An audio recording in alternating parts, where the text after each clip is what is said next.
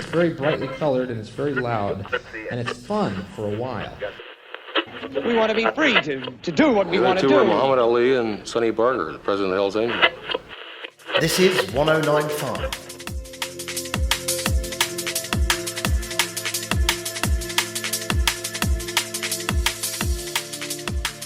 Hey Fred, good afternoon from here. Good morning there, right? How are you doing? Fine, and yourself? Very well, thank you. Getting towards the end of my day and really intrigued by this conversation, I think, because I suppose just for the audience, there's a couple of podcasts I do, and the one I do professionally through my kind of daily work is called Carbon Conversations, and I'm pretty sure that one of your colleagues linked via that channel, but I decided to do it on this podcast because I wanted to have a much broader conversation about the work you do, about FinalSpark, but there is an environmental piece to it which we'll also talk about. But other than that, this is going to be a good learning experience for me, I think, and hopefully for the audience as we kind of dig into what I would broadly talk about as almost sounding like science fiction when I read some of your website and some of the stuff you're doing. So before I ruin it too much, maybe we start off with a quick intro yourself and the organization broadly, and then I can dig into various aspects of FinalSpark and the work you guys are doing. Well, personally, I'm a French engineer, and I went to Switzerland about 30 years ago to make a PhD in signal processing. And in 2014, we founded FinalSpark with a friend who did also his PhD at the EPFL, so it's the Swiss Federal Institute of Technology. Cool. And FinalSpark, when did you found FinalSpark? And tell us, I know it's hard to probably do from a broad level, but can you give us the kind of elevator pitch of what FinalSpark is? Okay, so the purpose of FinalSpark is to design the first bioprocessor. That means a processor that runs with living neurons instead of digital transistors. Cool. So essentially, and everything you say, I'm probably going to put it into layman's terms and be wrong, but I will try. So it sounds like, so basically using an organic process to computate, computer systems. So to use an organic or biological process to calculate or operate like a computer does. Would that be correct in definition? Yes, it is. Cool. And I think somewhere I was reading, I read like a blog of what is, I'm going to bring it up. I'm going to do this occasionally, but, I think here you were talking about, you use living cells, but it said which artificially created 3D structures do not resemble the human brain, because I think, straight away, when I read a little bit about what you guys do, it almost sounds like you're creating a human brain, but it is different to that, right? You're not creating a brain, but what you are doing is using the structure of how a brain works to create a computer, essentially, in biological form. Is that correct? Yes, it is. Cool. Talk me through, give me a bit more, talk me through how that works. I'm a scientist, so I tend to listen to questions and answer the most sharply and the most concise way, which may be not appropriate actually in some occasions. But I'm worried for my audience if you're saying yes and I've totally worked out what you do and my description is good enough. So I'd much rather you can broaden, give me a broader scope. Yeah, indeed, we are not trying to recreate a human brain. However, we are using neurons, human neurons, okay?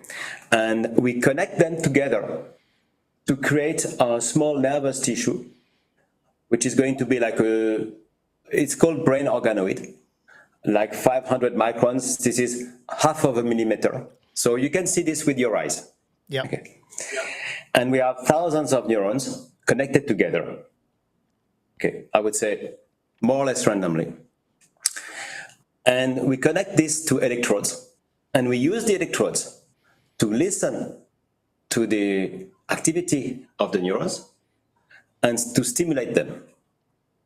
And talk to me through how this look from a visual aspect. Like if I don't know where you guys are in terms of your development. Obviously, you're developing this product, this concept, but how does it look in a laboratory computer real life environment sense? How does it look? How does this thing operate? So it's at first glance, if you go to the lab, which is just downstairs here, you will enter what is a typical cell culture lab. Okay, so that means laminar flow hood, incubators, microscopes. So when you enter, you don't see anything immediately because everything is hidden in the incubator.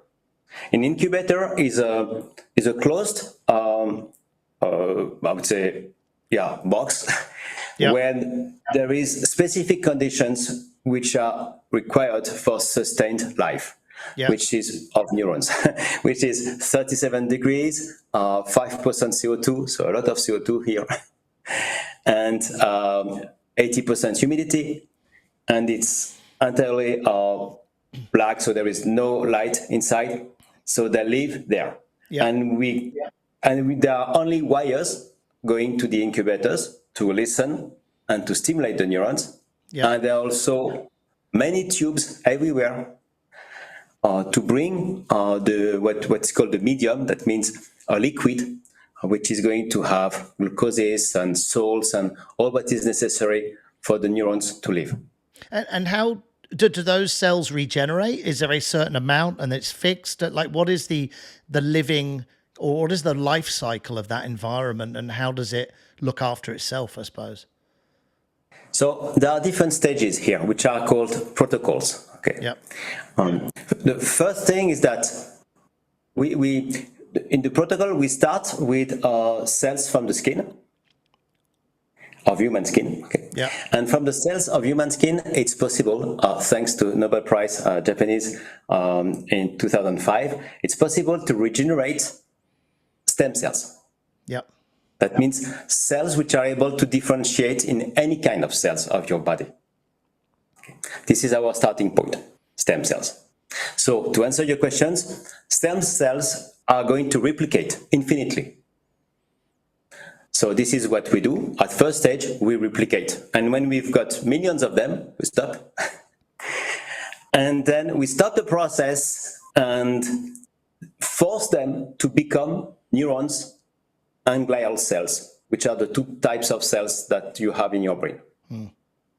And we create small balls that later, after several months of maturation, will develop internal electrical activity. And is there... I'm not a biologist, so I'm going to ask you questions that may sound stupid at times. But what about the integrity of those cells then? Is a cell, and as long as the conditions are right, the performance is consistent? Or can there be integrity issues with the performance of cells and how they're generated based on fluctuation in conditions? Do you have to be super careful about the way they're contained in the way that you just said, in terms of light or lack of and temperature? What are the kind of risks or variables in this process? Well, if you talk about the risk, the first risk is contamination. Okay, if one single bacteria enters into the fluid that is in contact with the cells, they're all going to die because the bacteria proliferate much faster. Okay, so they will kill the cells. Okay, this is the first risk. Okay, now because we have no immune system, now what we create is artificial homeostasis. That means if the temperature is not good, humidity is not good, CO2 is not good, they are going also to die. Okay, so there is a very specific set of parameters that we have to maintain, and this for months and months to make sure they keep on living. And I started off by saying this sounded a bit like science fiction. Frankly, it still does in many ways, 10 minutes in. But what I mean, how far is this from conceptual to computation and working things out, and how much is this a reality, and how far before this is something that everyone can use? I mean, I know that's a big question and maybe a long way, but yeah, where are you at today in terms of proving this technology? So we are able to modify the neurons to store 1 bit of information. Okay. So consider the state of the research for quantum computers 20 years ago. Yeah. This is where we stand today with biocomputers. Wow. Okay. So I'm not saying it's going to take 20 years. It may take 5 years. Okay. And it's a new field. Okay. We have 3 companies in the world only working on this, and we are one of them. I know a little bit about quantum computing, but only purely from a commercial sense, because I know just people in the VC space that are backing some of these companies, and yes, I've been told. I was speaking to one of those people recently, and they kind of gave me a timeline of it's not decades away now; it's maybe years away. But there's this race, around the methodology in terms of how the process is kept still enough to be able to do the computing. But yeah, I didn't realize. So you're talking potentially decades away. Is there any link to quantum computing, or is that just a completely separate methodology to provide an outcome for different reasons? It's a completely separate methodology, but there is one common point. Okay, we both belong to what is called unconventional computing methods. What about the? Sorry, were you going to carry on then? But of course, the applications are fundamentally different. Okay, we are not going to tackle the same things, and there are maybe more similarities with AI and artificial neural networks. Yeah, which I've got some questions on. But just before I go on to that, so for me, the quantum computing, I suppose, kind of, selling point, if you want to call it that, but the exciting point is just the massive amount of capability, speed in terms of computing. Is I'm assuming with what you're developing, it's something different in terms of, if you had to give me your USP, your kind of unique selling point, what is the key thing that the problem this will solve for the world in terms of a computing methodology? 1 million times less energy consumption. Right. Okay. So that's the compelling reason. What are the numbers around? Without putting you on the spot, I mean, you may know them anyway, but like, what if we can shift to a computing methodology that is like this, or semi, biological, if that's how you would explain it? What are the kind of savings we can have? Because we are all relying on computing every day in our pockets now and everywhere, right? So is the goal here to drastically reduce the energy impact of the current computing situation? Yes. And when we talk about 1 million, is that we go from a situation when you have AI, which is consuming more and more energy, okay? And if that would work with bioprocessors, then suddenly the consumption would be negligible. So we would come from something which is a problem to something which is not anymore a problem. You have to consider your brain, okay? Your brain is 100 billion of neurons, more or less. Your brain consumes 20 watts of power. If tomorrow I decided that I want to simulate your brain on a digital computer, a very rough simulation, okay, would take a small nuclear plant. Wow, okay. So this is where we stand, okay? And this brain, it's working. So this is maybe a plus compared to quantum computing. Quantum computing, we don't know if it's going to work, but our brain is already working. This is a proven system.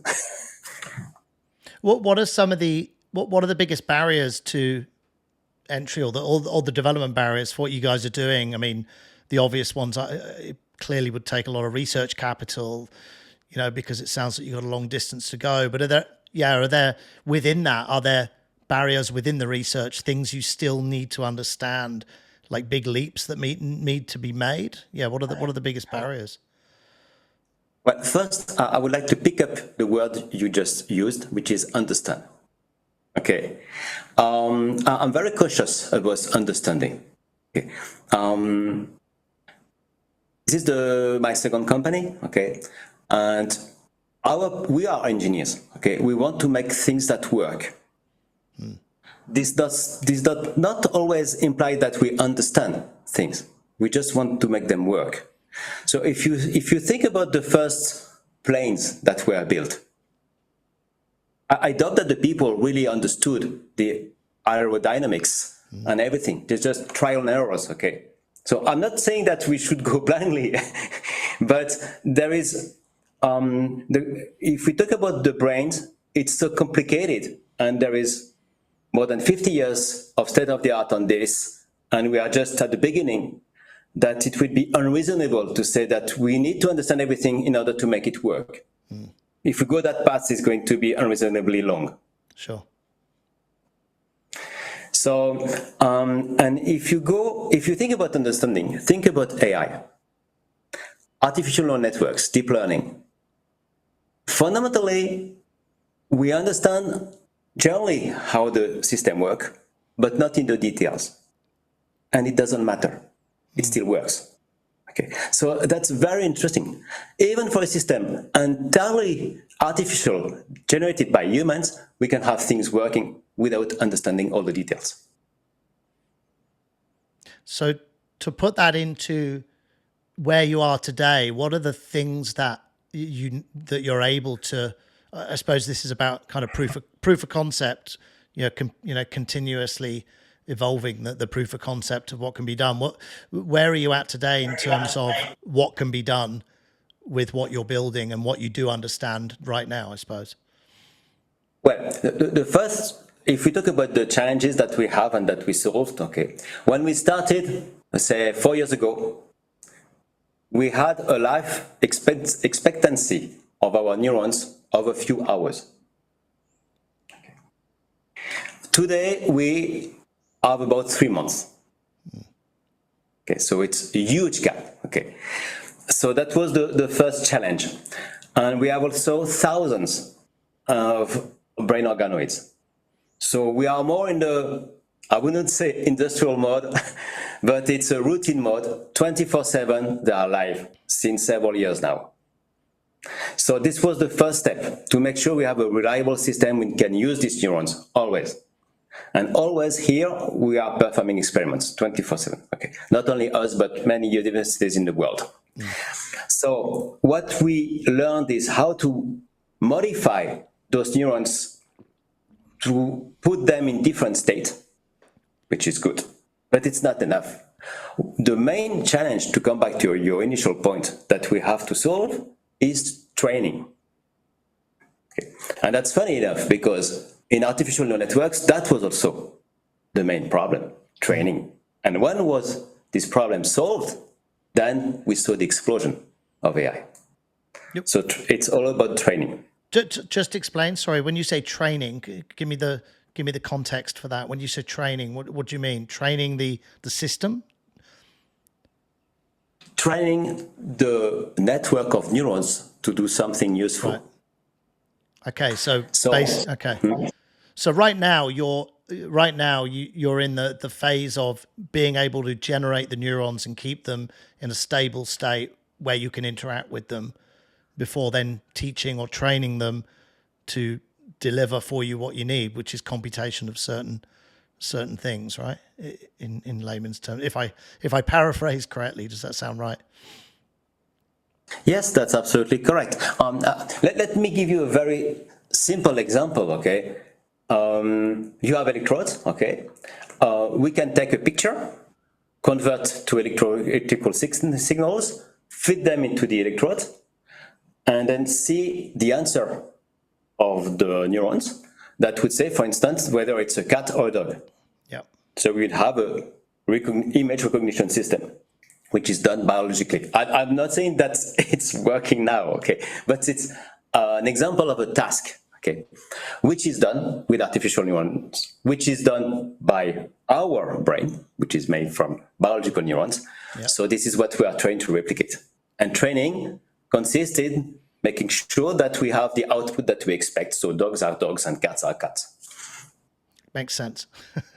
So this differs from Elon Musk's Neuralink stuff, which I know very little about, but I hear it a lot. I hear it talked about. You know, that's different, but there is also a similarity in terms of the connection between technology, in that case, the actual brain. Do you know a lot about that? Is there anything similar in terms of the development of those types of processes, you know, the Neuralink type processes? And I think, you know, this is something that everyone, you know, anyone on the street can kind of conjure up, you know, seeing happening sooner is just technology being plugged into us somehow, because it almost is right now, just with the amount we are, you know, on our phones, on our laptops, you know, completely bombarded by technology. It feels like we're only one step away from direct contact, although obviously there's a big leap for that one step. Is that a completely different way of doing things when you're basically taking the human brain and plugging it into technology in some way, or are there similarities in that R&D kind of path? Well, fundamentally, these are two different topics. In biology, you make the distinction between in vivo experiment and in vitro experiment. Okay, we are in vitro. Okay, so it's already very different. Okay, now if I told, technically speaking, he is also using electrodes, as we do. Okay, and he is also processing digital signals coming from neurons. So the similarity is there. Okay, there is another similarity which is more philosophical, I would say, is the way we look at neurons and neurons process like a deterministic process, like a so there is not this gap that would say, yeah, there is life and it's mysterious and there are machines that we understand and we engineer. Now we are closing the gaps between both, and we can consider also to some extent cells like small machines that can be that we can interact with and modify the behavior. And these are the common points. I kind of get that, but I suppose my question is, when I think about the concept of Neuralink, well, whatever that is, but you've got more of a kind of two-way process going on, right? Because I'm assuming, or maybe this is how, you know, FinalSpark's process would work as well. But when I think of Neuralink, I think of a two-way process where you've got on one side a functioning brain already, and the other side, you've got some sort of data link that can give you access to, whether it was instantly being able to speak languages, whether it was, you know, a knowledge of all the encyclopedias, that there's a kind of connection. But that is, when I think about the way that you're explaining what FinalSpark does, or the kind of process here, it's using biology for the computation process, but it's a kind of, I suppose it's still two-way, is it? Or is it more of a one-way? You know, you want to use that as ultimately the engine to work out things for you that you ask it to work out. Yes, it's correct. Now, there may be some points where there is a direct connection between Neuralink work and our work, okay? Because the algorithm that we use, for instance, to train the neurons, okay, potentially may also be used using Neuralink interface to train defective neurons to redo something they've lost. Because in both cases, it's electrical signals with electrodes with human neurons. This is what we have both in common. So at some point, okay, there may be some mix between these approaches, but we are not there. Makes sense. Do you get any pushback? You know, and what I mean by that is, I mean, even with AI, you know, more than half the world is probably, you know, is not probably, but is super scared right now what it might do. And, you know, with all of these technologies, there's people who, you know, either dive in and love it. There's people who kind of play with it a bit. And then there's a big chunk of the population that are super scared of what it will replace and what it might do. I mean, the stuff you're talking about is a long way off. But again, going back to my kind of sci-fi comparison. Do you get any pushback even with stem cells? I know there's been issues there, right? With if I'm not wrong, with kind of religious pushback in certain cases, just because you're playing kind of, ultimately it sounds like playing God in some ways, in terms of, do you get any pushback, or is it just in a kind of zone of its own where it's a kind of science format that's working on this? Yes, occasionally we may get some pushbacks. I would say, this is so new, okay, and so unknown, okay, that there is not that this kind of big mass of people that suddenly get scared, okay, and create a emotion against something, okay, so because it's still unknown. Okay. But you are right that we are considering neurons as a computer, okay, and neurons is probably what remains the most intimate thing for human beings. This is where we think this is, and you said suddenly, well, what makes most of your consciousness, maybe we can use it as a machine. So people may be shocked by this, but this is not new. As science evolves, the boundaries between things that you thought were clear, suddenly the lines are blurred, and it's always been this way. So, I mean, on that note, and this is not an easy question to answer, but I'm sure you got a view. I mean, putting yourself into the future where you get this to the vision you might have down the track. So when you've got these cells operating and you're asking, much bigger questions than kind of 3 + 3, and maybe questions of origin or consciousness, or how do you see that?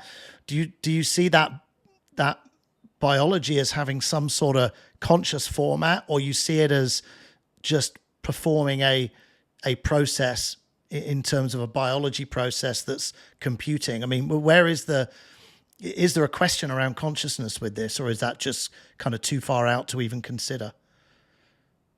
Having observed for so many hours those neurons spiking and grow them, I've been shocked by how little difference there are between rat neurons and human neurons first. Yeah, right. They behave quite the same. The protocols are quite the same. So the first thing I realized, because I'm not a biologist neither, okay, I'm more on mathematics, okay. So the first shock was say, well, there is, in my mind, there was like a mystery of something that would be wonderful with the human neurons that the others don't have, but no.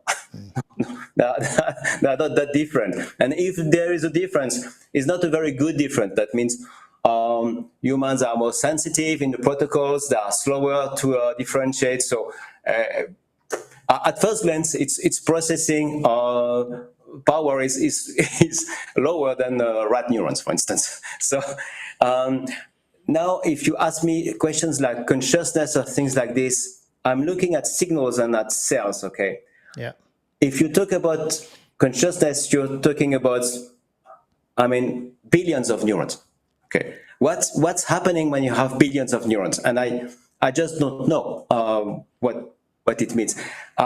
As you, I have a feeling of how I feel. Okay, as a conscious, but I don't. This does not translate in the signals that I see in my data or on my microscope. I see no relationship between my feelings and what I see. Very interesting. Be interesting to see where it goes. So, you mentioned it's a long way off, but you also said there's other people doing this. I'm not sure what you said, 1 or 2, or so you're not the only kind of development organization looking at this type of computing, right? Hopefully. I tell you, if we were the only company in the world, I would start to doubt, because that wouldn't be a good sign. Okay, talking about the airplanes, I love airplanes. Okay, because airplanes were not invented by one guy in one country and that's it. It did not happen this way. Okay, this were several guys in different countries at the same time having the same idea. Okay, so this is how it happens normally. For some obscure reasons, mankind at some point get to the same conclusion and have the same ideas in different locations. Okay. So there is one in the US which is called Koniku. Okay, and there's one in Australia which is called Cortical Labs. So these are for the companies. And there are many universities also. If you want, we can also talk about our collaboration with universities. We have many collaboration worldwide on this topic. Yeah, I was about to ask you then. I mean, in terms of like competition is maybe not the right word because it's not like this is something that's on the market as such. I mean, in terms of those other organizations that are on the same path as you, is that also collaborative? Do you kind of share information, or is it more of a, kind of a race to the first product in a decade or whenever that is? I was talking to one of these competitors recently, and he told me, Fred, we are not sharing a cake. Okay, we are cooking a cake together. And that's true. I mean, this field of research is so new. Okay, basically, it appeared last year. Okay, that we are not at the point of really fighting. Now, this said, these are still companies, so we have to have patents, things like this, so there is intellectual property, so there is also these concerns. So we are not going to be totally transparent on things that we are not patented yet, for instance. So there is now, if we talk about universities, the relationship is a bit different because the largest risk that we have in this journey is to fail on the R&D side. Okay, is not to have ideas stolen. This is a secondary risk. Okay. And in order to be successful, we set up more collaborative open innovation approach with many universities to which we give free access to our neurons, so they can work remotely. It makes sense. When you work with a university, what is the division? Is there a certain division that works on stuff like this? Because funnily enough, you're kind of one side here, you're in biology or neuroscience. On the other side, you're computer science. What is the type of student or expert that works on this type of technology? These are always a mix of different know-how. Okay, and this is the work. The work in biocomputing is always this way. You have to be good in algorithms, in programming. You have to understand the electronics, okay, a minimum, okay, and you have to understand the biology. So and all the people who are working on our platform have these three know-how. Makes a lot of sense. And what about if it's not too much of a, if it is, just tell me, confidential question, I suppose, from a funding point of view, this, because it's so early, I imagine even grants are challenging with this type of technology. I mean, are you someone who exited a company for billions of dollars? Do you knock on the doors of very wealthy entrepreneurs who want to work on future tech like this? What is the funding pathway for this type of technology? So yeah, you're right to talk about this, because this explains, I guess, why there are so few companies yet in this field. Okay, funding. Okay. It's very challenging. Deep tech. When you go like a project like this with VCs, it's hard for them. Okay, so in our case, this is our second company. We created a first startup 20 years ago, which is still working very well and making a lot of money. Okay. And we use this money to fuel FinalSpark. Cool. Good. I assumed it was that, some sort of answer like that. So well, congratulations on that, on your success. So great to be able to do that and then go into an area like this, which is so exploratory and I imagine super exciting. What, out of interest, what's your other business? Is it you're in a similar field or something completely different? Well, completely different. What we do, we develop an app that works on smartphone. Okay. Yeah. And if you have a product that you want to buy, and you ask yourself whether it's a genuine product or a fake counterfeit, coming, for instance, from China. Yeah. We have an app. You take a picture, and it tells you if it's fake or genuine. Very cool. That sounds like it's using AI, is it? A little bit, but the core of it is not there. The core of it is really mathematics, signal processing, a lot of mathematics. Cool. All right. Well, not here to talk about your other business, but anyway, interesting story, and congrats on the success there. So I didn't really have any other questions. This is, I mean, I've only just touched on it. I'm not a scientist, but I think hopefully it's given people some insight into what you do. It still does sound like science fiction, but super exciting, and it's obviously real and going to be at some point. If there's anything I didn't ask, is there anything else you want to share that you think is interesting that I didn't ask? I think there is an interesting thing about the research in AI and what we're doing. 30 years ago, people started, 40 years ago now, to think, well, maybe we could make a mathematical model of a neuron and use it to make some simulation of these neurons. And then this was called artificial neural networks. And nowadays, all AI is fueled basically by these artificial neural models. And what we are proposing, actually, after being from biology to artificial, is to get back to biology. So this is interesting. This is intriguing to see that we, the progress have made these two moves. Okay, but that makes a lot of sense to me. That does. You just prompted another question, I suppose, back on quantum computing. Is it possible that the emergence of quantum computing could lend itself to accelerate the work you're doing, because you'll have, the support from very powerful computers that can assist you in your R&D? And is AI also doing the same, by the sound of it? Well, I forgot to mention, actually, I don't know for quantum computers, okay? It's really far in the future. However, I can tell you that classical AI, okay, is extremely useful for us. Because I did not mention this, but we use a lot of AI model to define the best way to interact with the brain organoids. So we use actually artificial neural networks, which are interacting with biological neural networks. So, and that's not all. You have large language models like ChatGPT. Okay. Yeah. We also use them to create new algorithms.